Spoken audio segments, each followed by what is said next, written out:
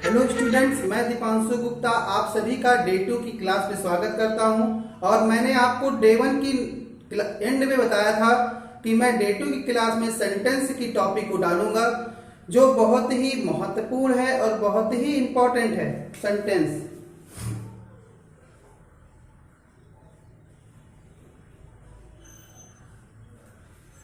बच्चों, English grammar को सीखने के लिए आपको सेंटेंस एक बार अच्छे से मेरे साथ पढ़ना होगा। आज मैं आपको इसमें बताऊंगा कि इसके कितने पार्ट्स होते हैं,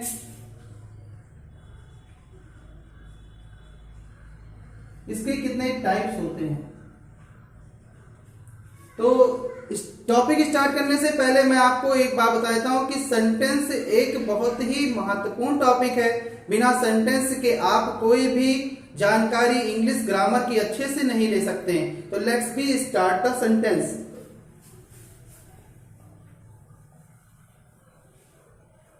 सेंटेंस जिसे हम हिंदी में वाक्य कहते हैं। स्टूडेंट, इसकी डिफिनेशन मैंने कल आपको बता दी थी, एक बार मैं फिर से इसकी डिफिनेशन को रिपीट कर देता हूं। शब्दों का ऐसा समूह जिसका कोई सार्थक अर्थ निकाला जा सके उसे हम क्या कहते हैं? उसे हम वाक्य कहते हैं।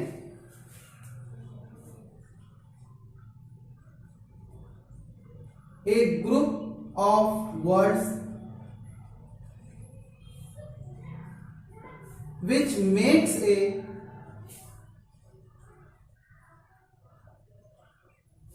complete sense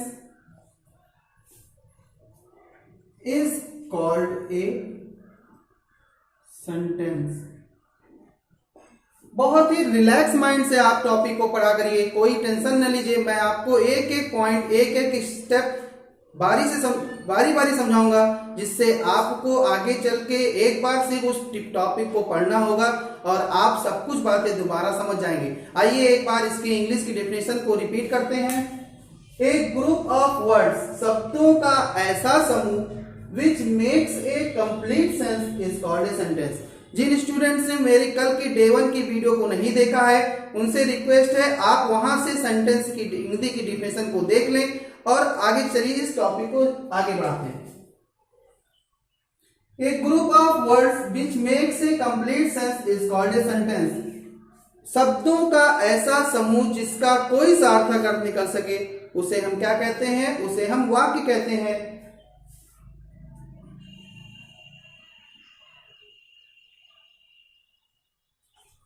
उसे हम वाक्य कहते हैं। अब आइए मैं आपको ये बताता हूं कि एक सेंटेंस के हम कितने पार्ट कर सकते हैं, उसे कितने भागों में से बांट सकते हैं।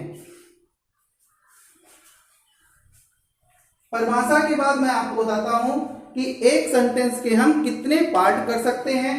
तो आप ये जानिए कि जैसे कोई एक सेंटेंस लिखा हुआ है, उस सेंटेंस को हम मुख्यतः 2 भागों में बांट सकते हैं। उसके टाइप 5 होते हैं। 5 प्रकार से एक सेंटेंस को लिखा सकता है, बट उसके 2 ही भाग कर सकते हैं। 2 भाग, वो जो पहला होता है वो आपका होता है सब्जेक्ट, और किसी भी सेंटेंस का जो दूसरा भाग होता है वो होता है प्रेडिकेट।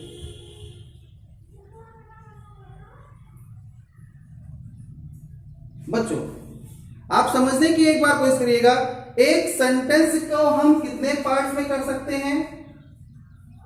तो हम उसे 2 पार्ट्स में डिवाइड कर सकते हैं।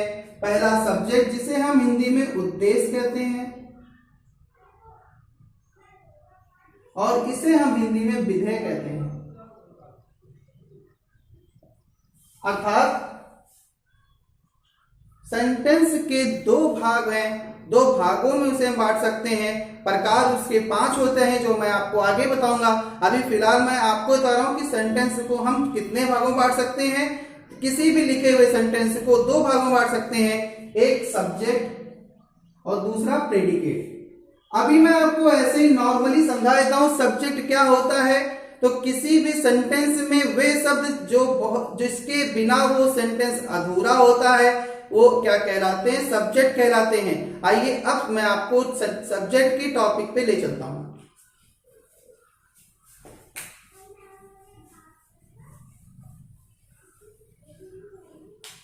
सेंटेंस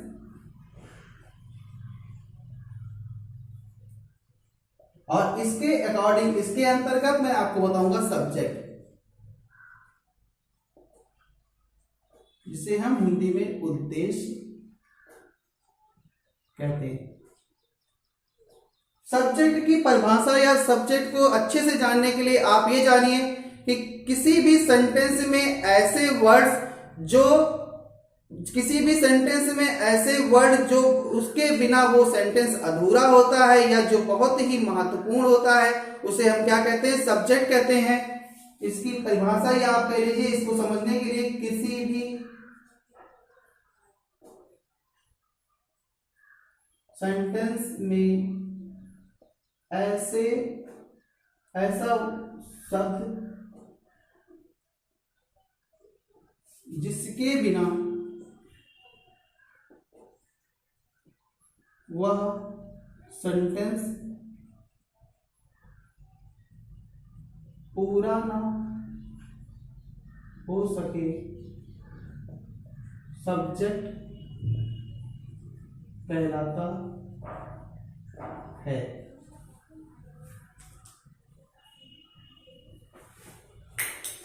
स्टूडेंट्स, ये इसकी कोई डिफिनेशन नहीं है, लेकिन आप समझने के लिए, अपने जानकारी के लिए अभी मैं आपको विद एग्जांपल समझाऊंगा कि किसी भी सेंटेंस में ऐसे वर्ड्स जिसके बिना वह पूरा ना हो सके, मतलब उसका कोई अर्थ ना हो, वो क्या कहलाते हैं? सब्जेक्ट कहलाते हैं। पूरा ना हो सके अर्थात कि उसका कोई अर्थ ना निकल सके, अगर जो उस शब्द को हम ढक लें तो वो शब्द कभी भी पूरा, वह वाक्य कभी भी पूरा नहीं होगा। जैसे फॉर एग्जाम्पल, कोशिश करिएगा आपकी एक दो एग्जाम्पल में मैं आपको एकदम क्लियर समझा दूंगा कि आप किसी भी सेंटेंस से सब्जेक्ट को कैसे फाइंड करेंगे। इससे पहले आप एक बात और नोट कर लीजिए, किसी भी सेंटेंस में नाउन और प्रोनाउन सब्जेक्ट होते हैं। अर्थात किसी भी सेंटेंस में अगर जो वहां पे नाउन है या प्रोनाउन है तो हमेशा वो क्या होगा? सब्जेक्ट होगा। For example,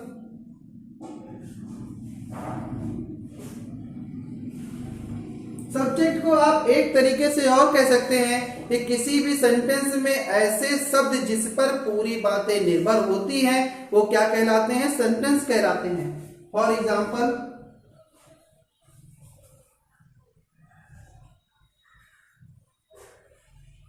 Sita is reading a book. Sita is reading a book, Sita एक किताब पढ़ती है। तो इसमें देखिए, आप इसको देखिएगा, समझिएगा। अब मैं आपसे कहूं एक एग्जांपल, अगर जो मैं सीता को ढक लेता हूं तो क्या आप बताइए इस सेंटेंस इतने का कोई अर्थ निकल रहा है? नहीं निकलेगा। यही होता है सब्जेक्ट, मतलब कि किसी भी सेंटेंस में ऐसे शब्द जिसके बिना कोई उस सेंटेंस का अर्थ ना निकलता हो, वो सब्जेक्ट कहलाते हैं। तो आप इसको जानने के लिए आप इससे प्रश्न पूछिए, कौन पढ़ता है? तो यहां पे आपको निकल के आएगा सीता। इसलिए मैं आपको बता देता हूं कि इस सेंटेंस में सीता क्या है? Subject.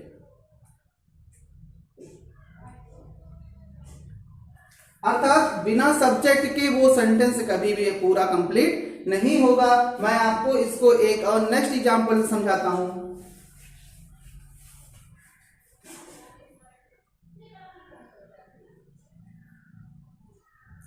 Ram is a good boy.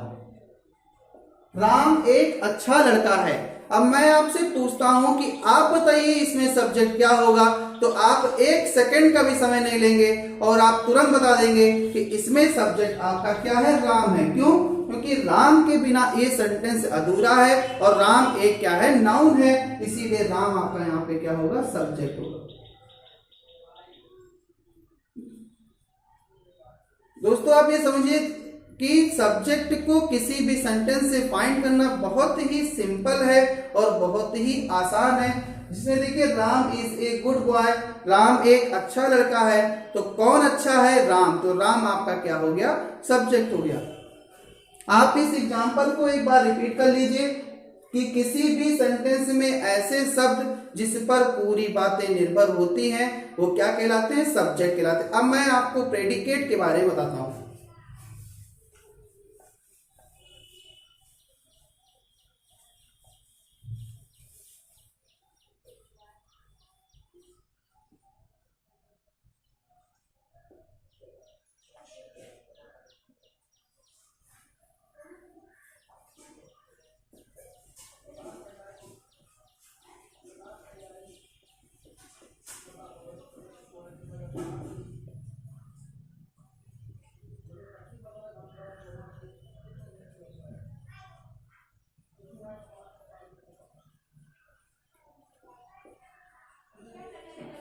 देखिए सब प्रेडिकेट का एक सिंपल सा इसका समझने का तरीका है कि जो चीजें सब्जेक्ट के बारे में बताती हूं कि सब्जेक्ट क्या कह रहा है या सब्जेक्ट क्या बता रहा है, वो क्या कर रहा है, वो कौन सा काम कर रहा है, वो आपका प्रेडिकेट कहलाता है। और इसको समझने के लिए और अच्छे से आप समझिए कि सब्जेक्ट के बाद जो बातें लिखी रहती हैं वो आपकी प्रेडिकेट या विधेय कहलाती हैं। फॉर एग्जाम्पल मैं वही एग्जाम्पल लेता हूं जो मैंने आपको सब्जेक्ट फाइंड करके दिखाया था और इसको भी ढूंढने का तरीका आप ये समझ लीजिए। जैसे हमने कहा कि सीता पुस्तक पढ़ती है, तो कौन पढ़ रहा है? सीता। इसमें सीता आपका सब्जेक्ट हो गया और क्या पढ़ रही है? पुस्तक पढ़ रही है, वो आपका क्या हो गया? प्रेडिकेट हो गया। Sita is reading a book. सबसे सिंपल तरीका है इसको करने का, इसको समझने का। आप इसको करिए। आप पहले इसमें सब्जेक्ट फाइंड करिए। इसमें सब्जेक्ट आपका सीता हो गया, तो सीता आपका सब्जेक्ट हो गया और यहां से यहां तक जितनी पूरी बातें लिखी हुई है वो आपकी क्या हो जाएंगी? प्रेडिकेट हो जाएंगी,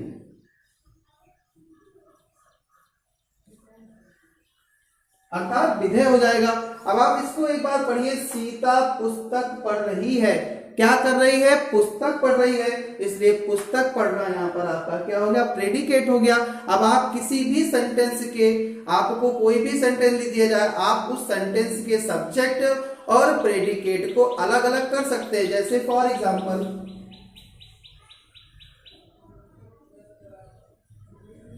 Meera is an intelligent girl। Meera एक बुद्धिमान लड़की है। अब कौन बुद्धिमान है? मीरा। तो जैसे ही आप कहेंगे कौन, तो आपको आपका सब्जेक्ट मिल जाएगा। तो मीरा यहाँ पर सब्जेक्ट हो गया और क्या है? बुद्धिमान है। तो यहां से लेकर पूरी बातें यहां आपकी क्या कह रहेगी? प्रेडिकेट।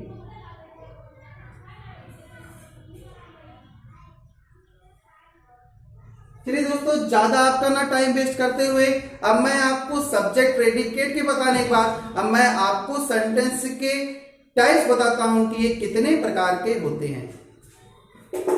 इसको आप एक बार फिर से रिपीट कर लीजिए कि सब्जेक्ट के बारे में जो बातें बताते हैं, किसी भी सेंटेंस में सब्जेक्ट के बारे में जो बातें बताते हैं उसे हम क्या कहते हैं? प्रेडिकेट कहते हैं या विधेय कहते हैं। और Sita is reading a book, इसमें आपका सीता सब्जेक्ट हो गया और यहां से पूरी बातें आपकी क्या हो गई? प्रेडिकेट हो गई।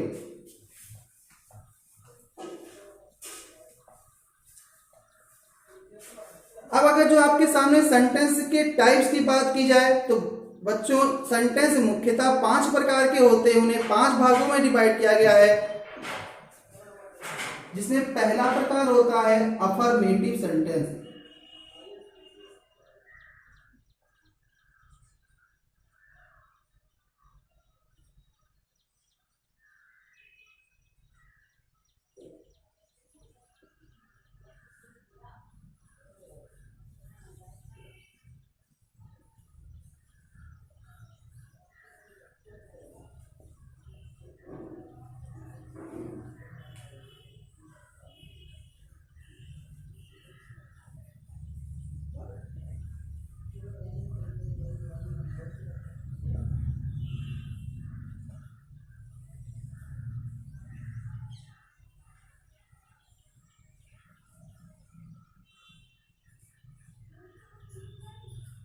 5 भागों में इसको डिवाइड किया गया है। पहला होता है अफर्मेटिव सेंटेंस, दूसरा निगेटिव सेंटेंस, तीसरा इंपरेटिव सेंटेंस, चौथा इंट्रोगेटिव सेंटेंस और पांचवा एक्सक्लेमेटरी सेंटेंस। इन 5 भागों में एक सेंटेंस 5 प्रकार से हो सकते हैं। पहला अफर्मेटिव, जिसे हम क्या कहते हैं, साधारण वाक्य। निगेटिव सेंटेंस होता है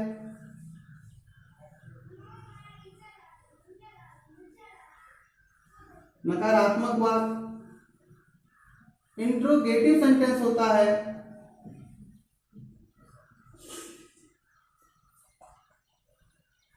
एक्सक्लेमेटरी होता है, इंपरेटिव होता है आदेशात्मक वाक्य, एक्सक्लेमेटरी होता है विस्मयादि बोधक वाक्य। स्टूडेंट, मैंने आपके सामने बोर्ड पे एक सेंटेंस कितने प्रकार से हो सकते हैं, तो वो 5 प्रकार से हो सकते हैं। पहला अफर्मेटिव, दूसरा निगेटिव, तीसरा इंपरेटिव, चौथा इंट्रोगेटिव, पांचवा एक्सक्लेमेटरी। अब मैं आपको एक एक पार्ट्स को, एक एक टाइप को बोर्ड पे लिखता हूं और आपको समझाने की कोशिश करता हूं।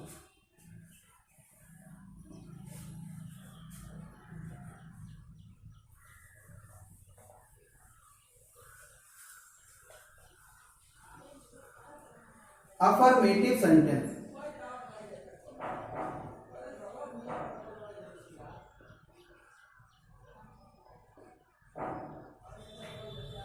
अफर्मेटिव सेंटेंस को हम आम भाषा में सिंपल या साधारण वाक्य कहते हैं।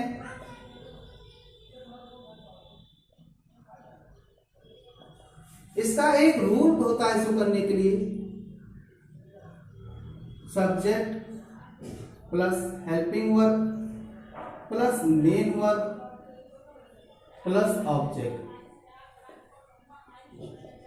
आप इस रूल को एक बार पढ़ लीजिए, एक बार याद कर लीजिए, तो आप तुरंत सेंटेंस देख के पहचान जाएंगे कि ये एक साधारण वाक्य है, इसकी डिफिनेशन होती है। और देखिए, जैसे ये इसका रूल है, आपको मैं इस रूल से ही समझाऊंगा कि कैसे आप जान पाएंगे कि ऐसे वाक्य जो एकदम साधारण होते हैं, सिंपल होते हैं, वो अफर्मेटिव सेंटेंस कहलाते हैं। फॉर एग्जाम्पल, जैसे मैंने कहा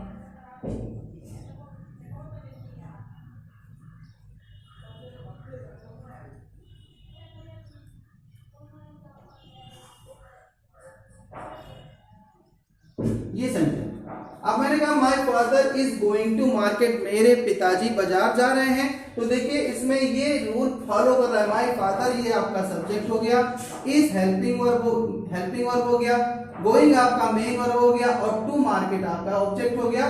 इसीलिए ये सेंटेंस जो मैंने आपके सामने लिखा है, ये सेंटेंस आपका अफर्मेटिव सेंटेंस है। इसमें ना नॉट का प्रयोग किया गया है, ना क्वेश्चन मार्क लगाया गया और ना कोई आदेश को दिया गया है। इसको मैं एग्जांपल से आपको और समझाता हूं।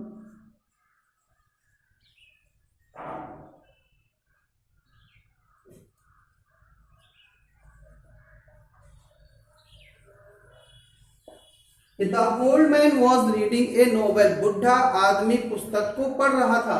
तो देखिए, इसमें द ओल्ड मैन आपका सब्जेक्ट हो गया, वाज आपका हेल्पिंग वर्ब हो गया, मेन वर्ब आपका रीडिंग हो गया और ये नोवेल आपका ऑब्जेक्ट हो गया। इस तरह से आपने अफर्मेटिव सेंटेंस को समझ लिया।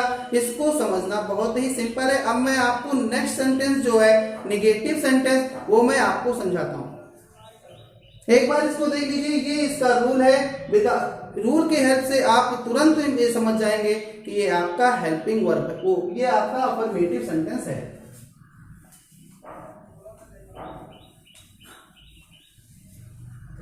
नेक्स्ट सेंटेंस निगेटिव सेंटेंस है, जो मैं आपको फिर से समझाता हूं। एक बार देखिएगा निगेटिव सेंटेंस,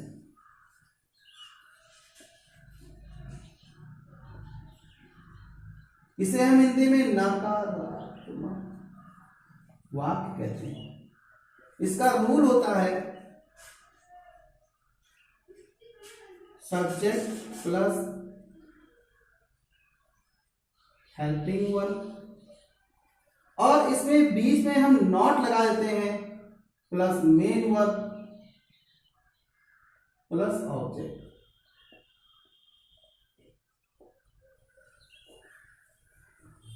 अफर्मेटिव सेंटेंस के रूल में और निगेटिव सेंटेंस के रूल में बहुत हल्का सा फर्क होता है। आप इसको देखिएगा, जैसे इसमें सब्जेक्ट, हेल्पिंग वर्ब, उसके बाद हम नॉट लगाते हैं, फिर मेन वर्ब, फिर ऑब्जेक्ट। फॉर एग्जाम्पल जैसे कहा Radha is not a good girl.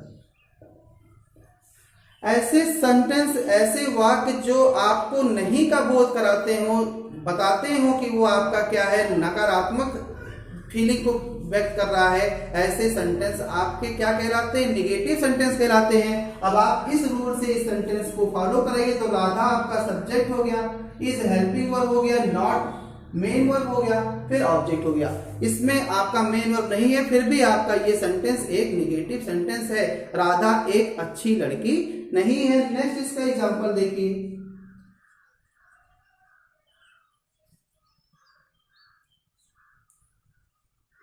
Nobody come here, यहां कोई नहीं आया, नहीं का बोध हो रहा है, इसीलिए आपका ये निगेटिव सेंटेंस है।